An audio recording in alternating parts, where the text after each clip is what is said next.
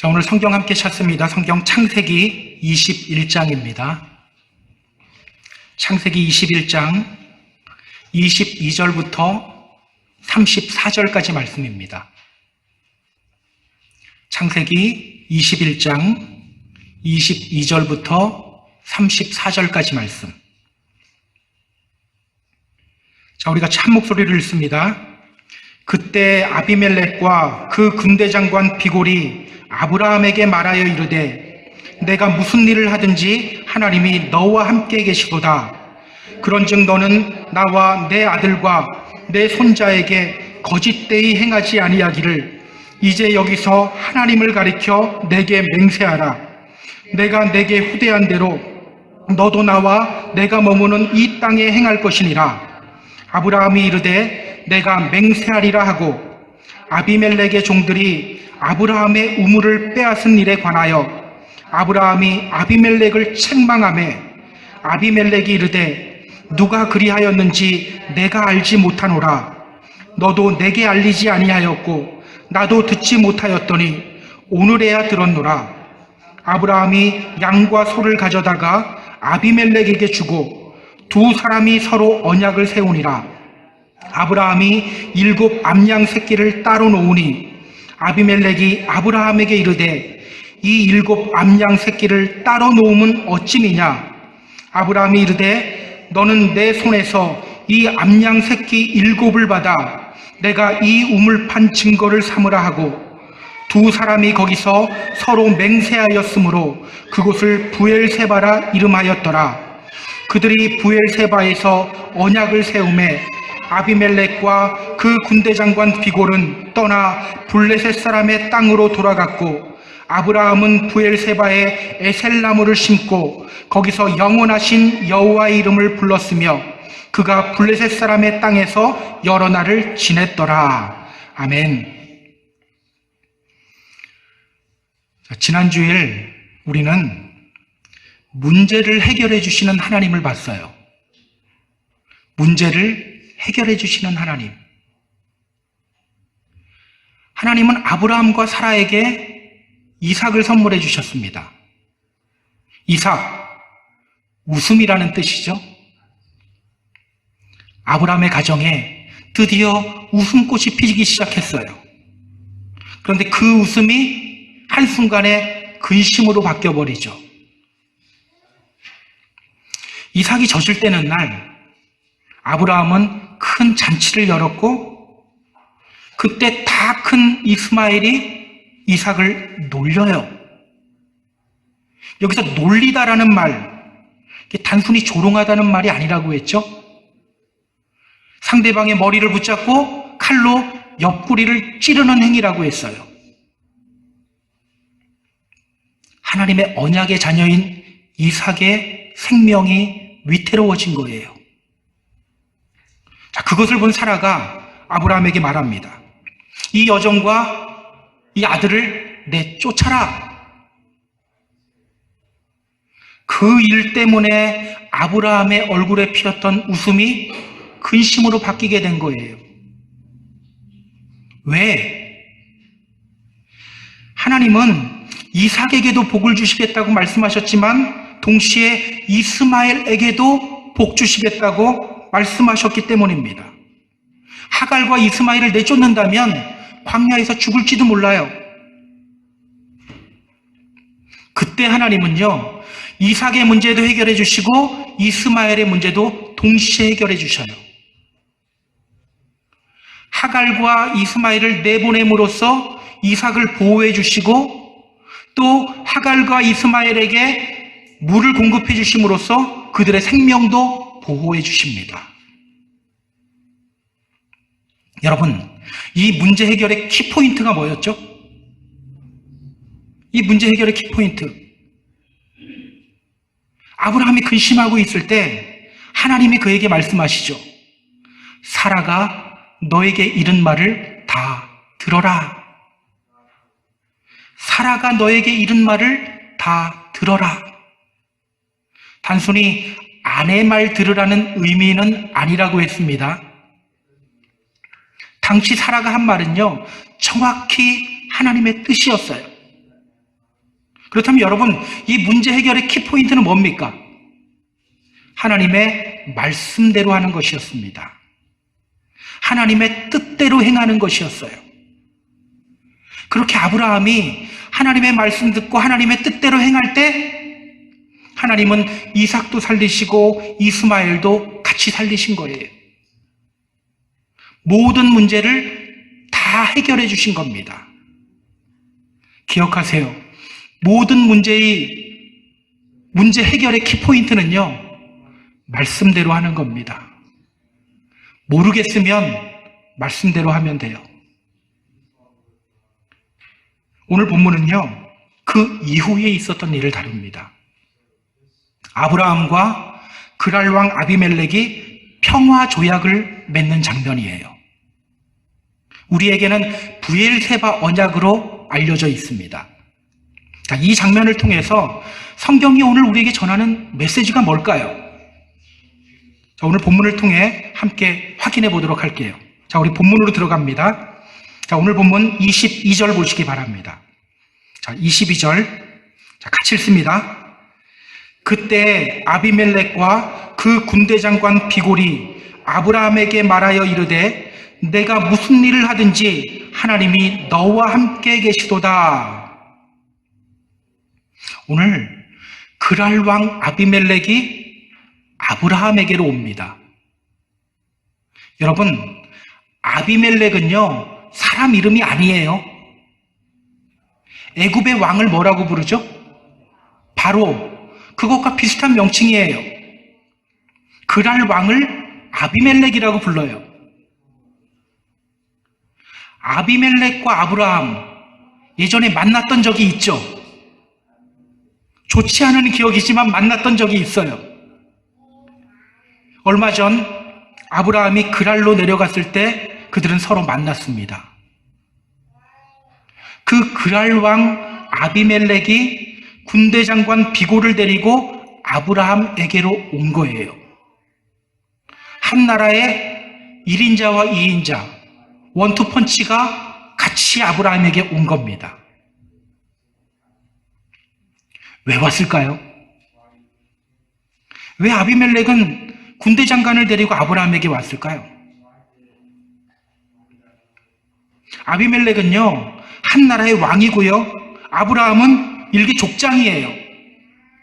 그런데 한 나라의 왕이 장관을 데리고 일개 족장에게로 온 거예요. 왜일까? 자, 아브라함과 평화 조약을 맺기 위해서입니다. 그렇다면 여러분, 왜 아브라함과 평화 조약을 맺으려는 걸까요? 한 나라의 왕이 일개 족장에게 와서 평화 조약을 맺으려고 하는 이유가 뭘까? 자, 그가 아브라함에게 어떤 말을 하는지 우리가 확인해 봐야 돼요. 오늘 아비멜렉이 아브라함에게 어떤 말을 하죠? 너가 무슨 일을 하든지 하나님이 너와 함께 계시도다. 너가 무슨 일을 하든지 하나님이 너와 함께 계시도다. 오늘 우리가 주목해야 할 말씀입니다. 너가 무슨 일을 하든지 하나님이 너와 함께 계신다. 아비멜렉은요, 하나님 믿는 사람이 아닙니다. 그런 그가 아브라함을 향해 말하는 거예요. 너가 무슨 일을 하든지 하나님이 너와 함께 계신다. 오늘 우리가 이 말을 주목해야 하는 이유가 있어요. 성경을 보면요, 아브라함만 이 말 들은 게 아닙니다. 창세기 26장을 보면요, 나중에 아브라함의 아들 이삭도 이 똑같은 말을 들어요. 여호와께서 그랄 왕 아비멜렉이 이삭에게 이렇게 말합니다. 여호와께서 너와 함께 계심을 우리가 분명히 보았다. 똑같은 말을 듣죠. 또 창세기 30장을 보면요, 이삭의 아들 야곱도 이 말을 들어요. 그의 외삼촌 라반이 야곱에게 이렇게 말합니다. 여호와께서 너로 말미암아 나에게 복 주신 것을 내가 깨달았다. 근데 여기서 끝나지 않아요. 창세기 39장을 보면요, 또 그 야곱의 아들 요셉이 이 말을 똑같이 들어요. 형들에 의해 노예로 팔려갔던 요셉은요, 바로의 친위대장인 보디발이라는 사람의 집에 머물게 돼요. 그때 보디발은 여호와께서 요셉과 함께 하심을 봐요.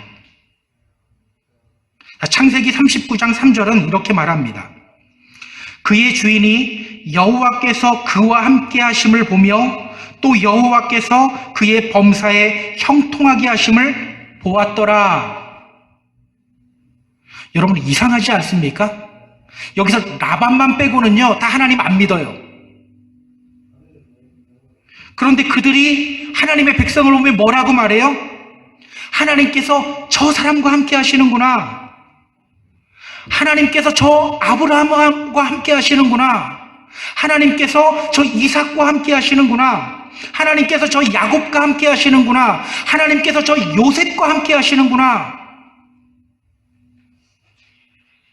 여러분 기억하세요. 이것이 바로 진정한 하나님의 백성들에게 나타나는 특징이에요. 저는 우리 모두가 이 말을 듣게 되는 믿음의 성도가 되었으면 좋겠어요. 저 사람은 하나님이 함께하는 사람이야. 하나님이 함께하는 사람이야. 우리 기분 좋게 옆 사람들에게 이렇게 한번 인사해 볼까요? 당신을 보니 당신은 하나님이 함께하는 사람입니다. 당신을 보니 당신은 하나님이 함께하는 사람입니다. 뭐 마음에 찔림이 있더라도 일단 듣고 보죠. 예. 여러분, 아브라함은 무엇을 근거로, 아니죠, 아비멜렉은 무엇을 근거로 아브라함에게 이렇게 말하는 걸까요? 너가 무슨 일을 하든지 하나님이 함께 하신다. 뭘 보고 이렇게 말하는 걸까요? 자, 얼마 전 아브라함은 아비멜렉을 속였죠. 아내를 누이라고 속였어요. 그럼에도 불구하고 하나님은 이렇게 말씀하셨습니다. 그는 선지자다. 그는 선지자다. 선지자가 어떤 사람이에요? 단순히 미래를 예언하는 사람이 선지자가 아니죠? 여기서 예자는 받을 예예요, 맡을 예예요. 미래를 예언한다는 그 예자가 아닙니다. 말씀을 받은 사람이라는 뜻이에요. 하나님의 말씀을 받은 사람. 아브라함의 실수에도 불구하고 하나님은 아브라함을 당신의 말씀을 받은 사람으로 대우해 주셨어요. 그리고 아브라함이 기도할 때 아비멜렉의 문제가 해결되었어요. 성경은요, 이렇게 말해요. 창세기 20장 17절, 18절. 이렇게 말합니다. 아브라함이 하나님께 기도하며 하나님이 아비멜렉과 그의 아내와 여종을 치료하사 출산하게 하셨으니 여호와께서 이왕에 아브라함의 아내 사라의 일로 아비멜렉 집의 모든 태를 닫으셨음이더라. 이렇게 그는요, 아브라함으로 말미암아 문제 해결 받았어요. 자, 그렇다면 여러분, 이 일 때문에 아비멜렉이 아브라함을 향해 야, 저 사람은 하나님이 함께하는 사람이구나, 이렇게 말한 걸까요? 물론 이 사건도 큰 영향을 미쳤을 거예요. 그러나 단순히 그렇게만 보면 안 돼요. 우리는요, 성경의 흐름을 통해서 좀 이해를 해야 합니다. 이 사건 이후에 성경이 계속해서 우리에게 강조한 아브라함의 모습이 있어요. 어떤 모습이죠? 지난 2주간 살펴봤습니다. 말씀대로 하나님이 명령하신 대로 그는 아들의 이름을 이삭이라고 지었죠. 하나님이 명령하신 대로 그는 아들이 태어난 지 8일 만에 할례를 행했어요. 하나님이 명령하신 대로 그는 하갈과 이스마엘을 내보냈어요. 이것이 지난 2주간 우리가 살펴봤던 아브라함의 모습입니다. 이렇게 성경은요, 계속해서 하나님이 명령하신 대로 행하는 아브라함의 모습을 우리에게 보여주고 있어요. 그렇다면 여러분, 아비멜렉이 무엇을 보며 하나님이 아브라함과 함께 한다는 것을 깨닫게 된 걸까요? 말씀대로 살아가는 아브라함을 보며 깨닫게 된 거예요. 말씀대로 살아가는 아브라함을 보면서. 아마 아브라함 만난 후에 그는 아브라함을 계속 주시했을 거예요. 사람을 보냈든지 그래서 계속 어떻게 살아가나 주시를 했을 거예요. 도대체 저 사람은 어떤 사람일까? 어떤 사람인데 기도했더니 내 문제가 해결됐지? 이런 궁금증으로 아브라함이 어떻게 살아가고 있는지를 계속해서 살펴봤을 겁니다. 그동안 아브라함이 어떻게 살아오고 있었어요? 말씀대로 살아오고 있었어요. 물론 아비멜렉은 하나님의 말씀이 뭔지, 하나님의 명령이 뭔지 잘 몰라요. 그러나 말씀대로 살아가는 아브라함을 볼 때 느끼게 되는 거예요. 저 아브라함은 하나님이 함께하는 사람이구나. 저 아브라함은 하나님이 함께하는 사람이구나. 그래서 그가 오늘 아브라함에게 와서 말하고 있는 겁니다. 너가 무슨 일을 하든지 하나님이 너와 함께 계신다. 이 장면은요, 오늘 우리에게 큰 깨달음을 줘요. 여러분, 사람들이 언제 우리 믿는 사람들을 보며 저 사람은 하나님이 함께 하시는구나 이렇게 말하게 됩니까? 우리가 묵묵히 하나님의 말씀대로 살아갈 때 그들은 우리가 하나님의 사람이라는 것을 깨닫게 돼요. 다시 한번 말씀드립니다. 우리가 묵묵히 하나님의 말씀대로 살아갈 때 그들은 우리가 저 사람은 하나님과 함께하는 사람이구나 이걸 깨닫게 돼요. 우리가 착각하는 것이 있어요. 우리가 사람들 앞에서 나는 하나님 믿습니다라고 선포하면 사람들이 저 사람은 하나님이 함께하는 사람이구나 이렇게 여긴다고 착각을 해요. 과연 그럴까요? 아브라함은요, 자신이 하나님이 자신과 함께한다고 아비멜렉에게 말한 적이 한 번도 없어요. 그럼에도 불구하고 아비멜렉이 그를 향해 말하는 겁니다. 하나님이 너와 함께 하시는구나. 입으로 우리가 말한다고 사람들이 우리를 하나님의 사람으로 여기는 것이 아니라는 거예요. 또 우리가 착각하는 것이 있습니다. 우리 믿는 사람들이 세상에서 성공하고 돈 많이 벌고 높은 자리에 올라가면 사람들이 우리를 하나님이 함께하는 사람으로 여긴다고 착각을 해요. 과연 그럴까요? 예전에 이명박 대통령이 서울시장에 당선되었을 때요, 그때 교회 다니는 사람들 굉장히 좋아했었어요. 교회 장로가 서울시장이 되었다. 되게 좋아했어요. 그리고 당시 그 이명박 서울시장은 사람들 앞에서 이렇게 공언했어요. 서울을 하나님께 바칩니다. 이렇게 이야기를 했어요. 사람들이 어떻게 반응했죠? 저 사람은 하나님이 함께하는 사람이구나. 하나님이 함께하니까 저렇게 시장이 되었구나. 이렇게 이야기했을까요? 아니에요. 서울이 지 거야? 뭔데 바쳐? 기분 나빠했어요. 그때 불교계에서는 뭐 했는지 아세요? 이명박 대통령이 속한 정당 사람들 절에 못 들어오게 출입금지 시켰었어요. 믿는 사람이 높은 자리에 올라가거나 유명해지거나 사업에 성공한다고 사람들이 저 사람은 하나님이 함께하는 사람이구나 이렇게 여기는 것이 아니라는 겁니다. 기억하세요. 아브라함과 같이 우리가 서 있는 자리에서 묵묵히 하나님의 말씀대로 살아갈 때 사람들이 우리를 보며 느끼게 됩니다. 저 사람은 하나님이 함께하는 사람이구나. 물론 그들은 하나님이 누구인지 잘 모르고요. 하나님의 말씀이 뭔지 잘 몰라요. 그러나 우리가 믿음의 성도로서 묵묵히 하나님의 명령대로 하나님의 뜻대로 살아갈 때 그들은 우리를 보며 느껴요.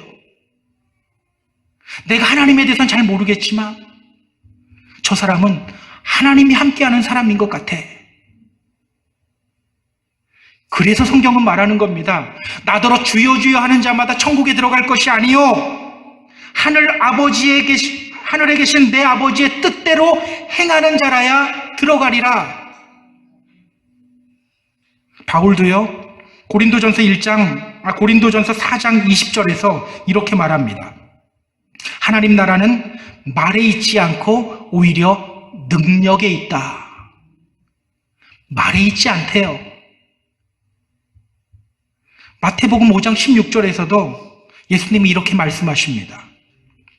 이같이 너희 빛이 사람 앞에 비치게 하여 그들로 너희 착한 행실을 보고 하늘에 계신 너희 아버지께 영광을 돌리게 하라. 우리가 막 선포하는 그 말 보고 영광 돌리게 만들라는 게 아니라 우리의 착한 행실을 보고 선한 행실을 보고 그렇게 만들라는 거예요. 아까 우리가 이렇게 인사했었죠. 당신을 보니 당신은 하나님이 함께 하시는 사람입니다. 자, 일단 찔림이 있어도 듣고 보자 그랬잖아요. 여러분 이 말 들었을 때 어땠어요? 찔림이 있었나요? 찔림이 있었다면 여러분 그것도 하나님의 큰 은혜입니다. 큰 은혜예요. 저는 오늘 우리가 각자 우리의 삶을 한번 돌아봤으면 좋겠어요. 사람들이 나를 어떻게 평가할까? 나는 과연 하나님을 드러내는 삶을 살아가고 있는가? 말씀대로 살아가며 하나님을 드러내고 있는가? 혹시 입으로만 떠들고 정작 하나님을 드러내지 않고 하나님의 이름은 그냥 들러리일 뿐 내 자신만 드러내고 있지 않는가? 나 믿음 이렇게 좋아 이것만 드러내고 있지는 않은가? 우리 한번 돌아봐야 돼요. 안타까운 것은요, 많은 분들이 임믿음에서 머물러요. 임믿음. 저는 이걸요, 빅마우스 페이스라고 표현해요. 입만 살아있어요. 입으로는요, 정말 위대한 믿음의 사람이에요.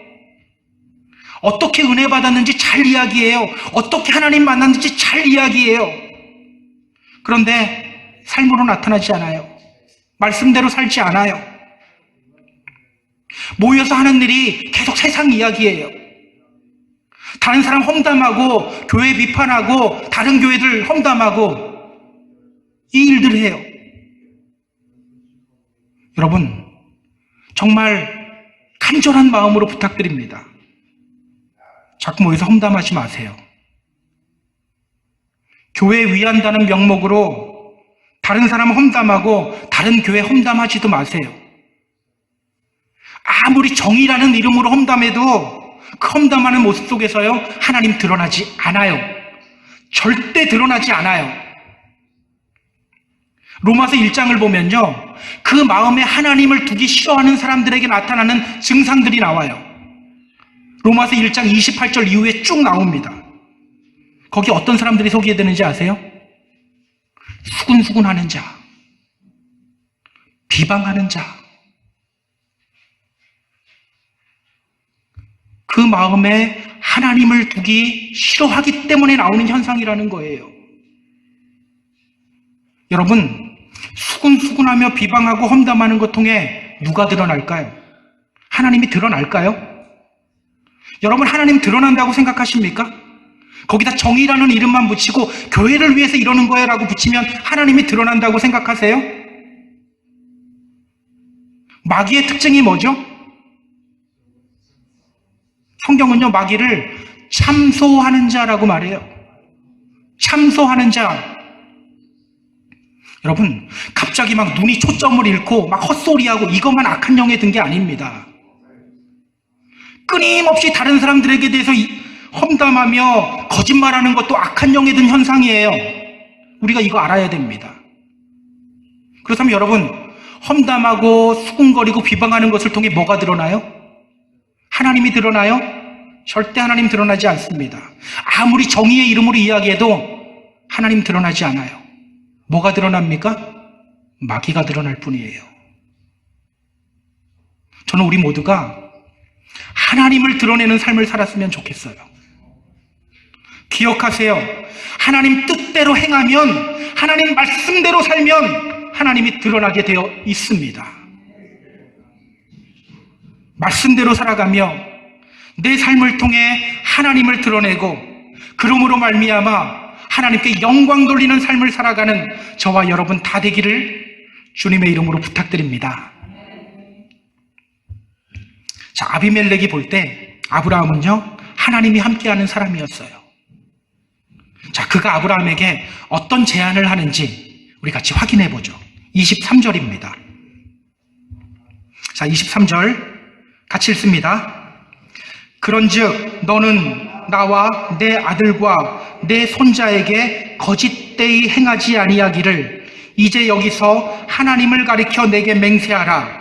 내가 내게 후대한 대로 너도 나와 내가 머무는 이 땅에 행할 것이니라. 오늘 아비멜렉은요, 아브라함과 평화조약을 맺으려고 해요.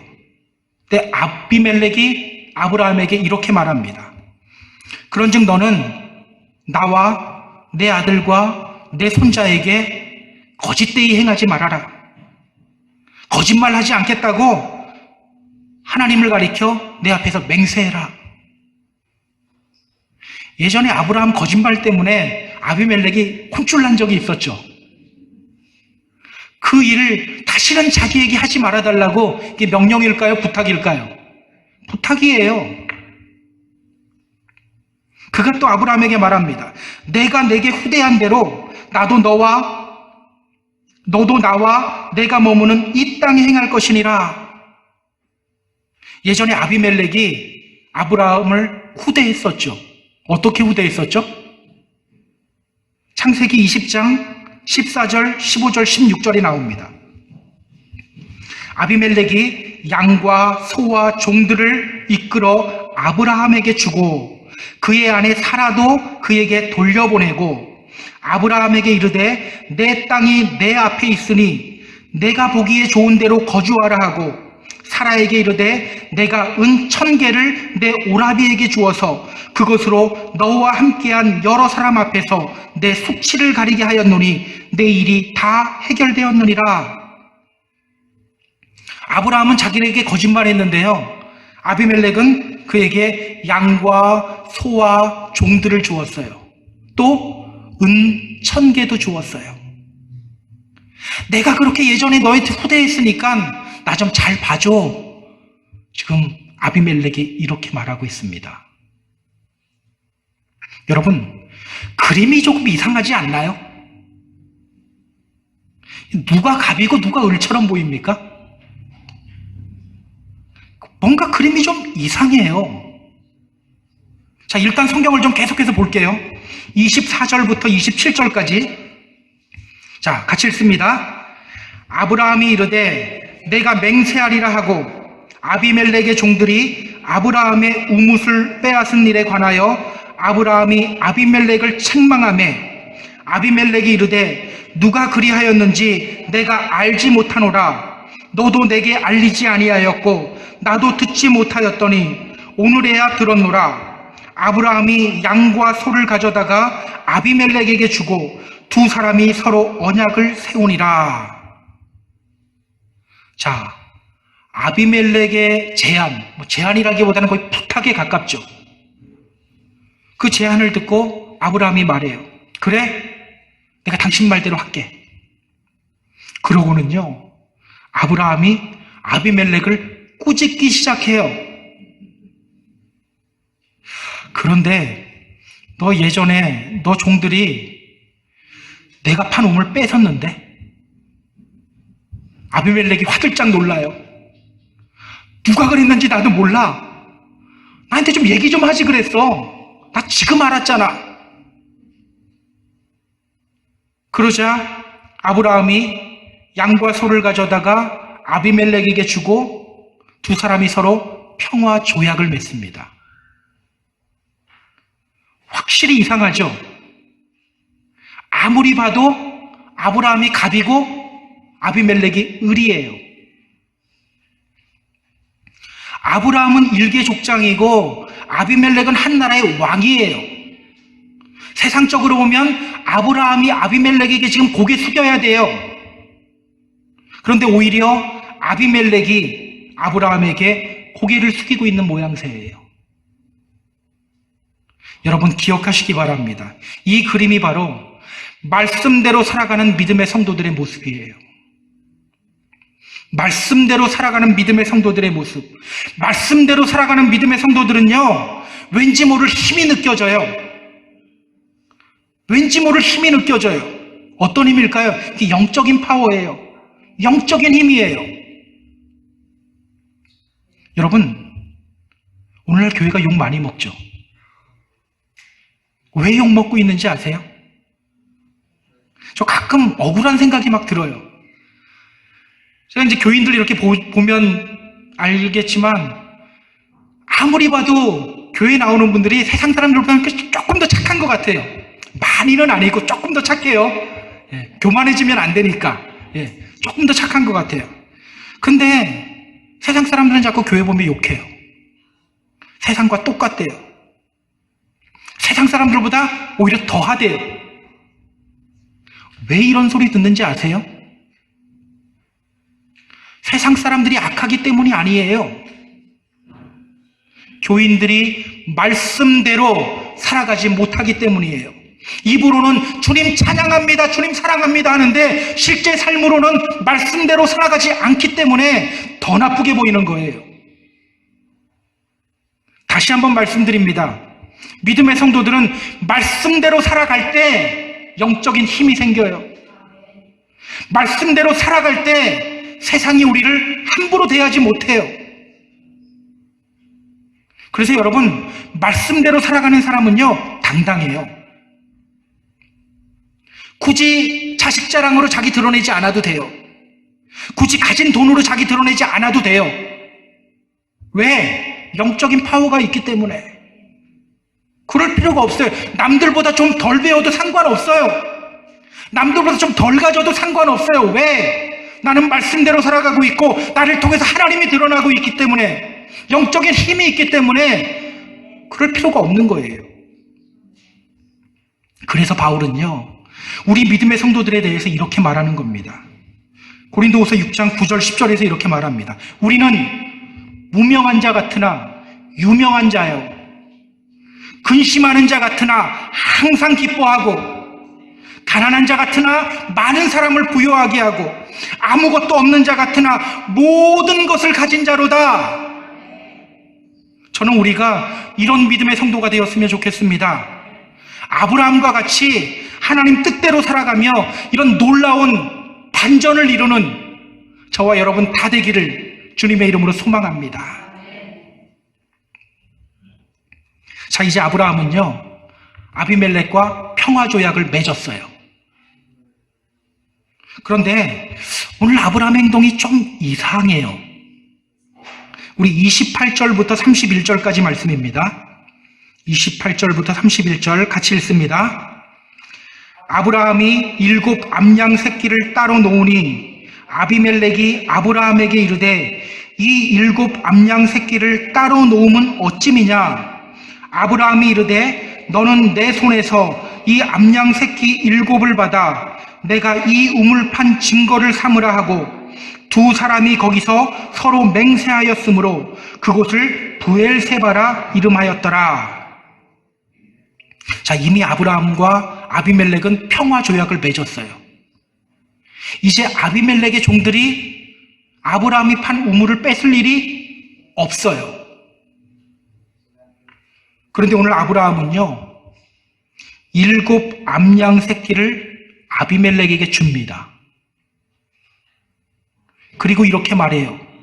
너는 내 손에서 이 암양 새끼 7을 받아서 내가 이 우물 판 증거를 삼아라. 쉽게 말하면 뭐예요? 이거 받고 이거 내 거다 라는 거예요. 너 이거 받고 이거 내 거야. 지금 우물을 사는 거예요. 그리고 아브라함과 아비멜렉은 거기서 서로 맹세를 합니다.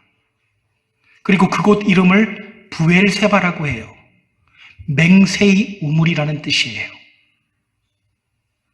여러분, 아브라함이 왜 이런 행동을 했을까요? 우물 뺏길 일 없잖아요. 왜 굳이 돈 주고 샀을까요? 이러한 아브라함의 행동은요, 역사적으로 의미가 굉장히 커요. 여러분, 이스라엘의 영토가 어디서부터 어디까지죠? 단에서부터 부엘세바까지예요. 북쪽 경계는 단, 남쪽 끝은 부엘세바. 그러니까 아브라함의 이런 행동으로 인해서 이제 이스라엘 전체의 남쪽 경계가 부엘세바로 확정이 되는 순간이에요. 그렇다면 여러분, 역사적 의미만 있지 영적 의미는 없을까요? 영적 의미도 있어요. 이 행동 이후에 아브라함이 한 일을 보면 이 아브라함 행동 속에 담긴 영적의 의미를 우리가 발견할 수 있게 됩니다. 자, 우리 32절부터 34절입니다. 자, 32절에서부터 34절 같이 읽습니다. 그들이 부엘세바에서 언약을 세우매 아비멜렉과 그 군대 장관 비골은 떠나 블레셋 사람의 땅으로 돌아갔고 아브라함은 부엘세바에 에셀나무를 심고 거기서 영원하신 여호와의 이름을 불렀으며 그가 블레셋 사람의 땅에서 여러 날을 지냈더라. 자, 부엘세바 언약을 맺은 후에 아비멜렉과 비골이 이제 자기 집으로 돌아가요. 그때 아브라함이 한 일이 뭐예요? 아브라함은 부엘세바에 에셀나무를 심고 거기서 영원하신 여호와의 이름을 불렀다. 그는요, 부엘세바 우물에 에셀나무를 심어요. 그리고 거기서 하나님을 예배하며 영원하신 여호와의 이름을 부릅니다. 부엘세바 우물 곁에 에셀나무를 심었다. 그리고 예배하며 하나님의 이름을 불렀다. 이것이 의미하는 것이 뭘까? 성경에서요, 우물이라는 장소는요, 아주 중요한 만남의 장소입니다. 창세기 24장 보면요, 아브라함의 종은 우물가에서 이삭의 신부감인 리브가를 만나요. 근데 야곱도 라헬을 어디서 만나요? 우물가에서 만나요. 모세도 십보라를 어디서 만나요? 우물가에서 만나요. 우리는 물레방앗간인데 여기는 우물가입니다. 또 우물하면 생각나는 장면이 있지 않나요? 신약에서 사마리아 여인. 예수님은 한 우물가에서 사마리아 여인을 만나셔요. 만남의 장소예요. 그러면 에셀나무는 어떤 나무일까요? 자, 사무엘상 22장 6절 보면 이렇게 말합니다. 찾지 않아도 돼요. 제가 읽어드릴게요. 사울이 기브와 높은 곳에서 손에 단창을 들고 에셀나무 아래 앉았고 신하들은 그 곁에 섰더니. 사울왕은요, 자기 신하를 어디로 불러요? 에셀나무 아래로 불러요. 그리고 자기가 위에 쓰는 거예요. 에셀나무는요, 통치권을 의미해요. 그렇다면 여러분, 아브라함이 부엘세바 우물 곁에 에셀나무를 심고 거기서 예배하며 하나님의 이름을 불렀다는 것, 뭐를 의미합니까? 하나님의 통치권을 인정하며 하나님을 위해 예배를 드렸다는 것을 의미하는 거예요. 여기가 하나님과 만남의 장소다. 그리고 하나님께 통치권을 인정해 드리는 거예요. 그리고 거기서 여호와의 이름을 부르며 예배하는 거예요. 여러분, 말씀대로 살기 위해서 우리가 실천해야 할 것이 바로 이거예요.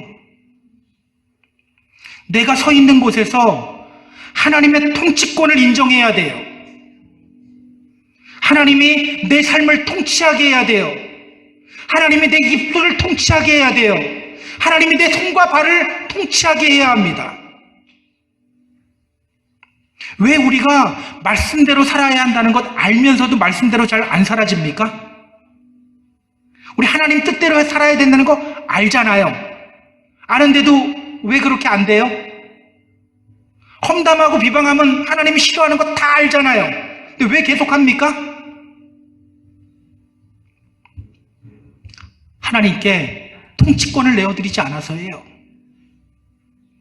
내 입술, 내 손과 발, 내 생각을 하나님께 드려야 되는데 드리지 않고 그냥 내가 주인인 거예요.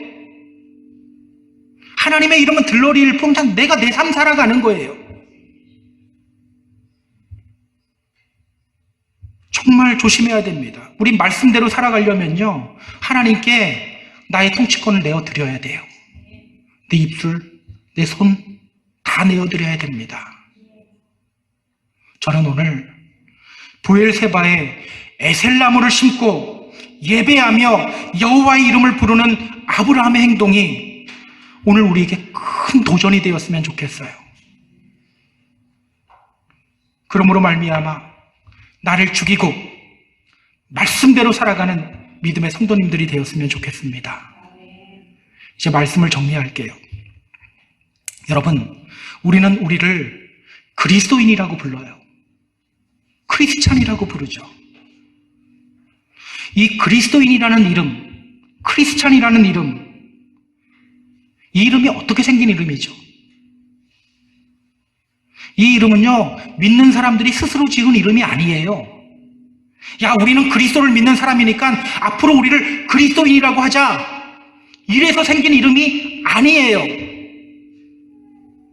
성경은 이렇게 말합니다. 사도행전 11장 26절, 제자들이 안디옥에서 비로소 그리스도인이라 일컬음을 받게 되었더라. 제자들이 안디옥에서 비로소 그리스도인이라 일컬음을 받게 되었더라. 안디옥 교회에 있는 이 믿음의 성도들이 주님의 말씀대로 핍박 속에서도 믿음 지키며 나아갈 때, 하나님의 뜻대로 이방인들에게도 복음 전하며 나아갈 때, 주님 뜻대로 성령 충만한 삶을 살아갈 때, 하나님을 모르는 사람들이 믿는 사람들 보며 말한 거예요. 저들은 그리스도인이다. 그리스도인이다.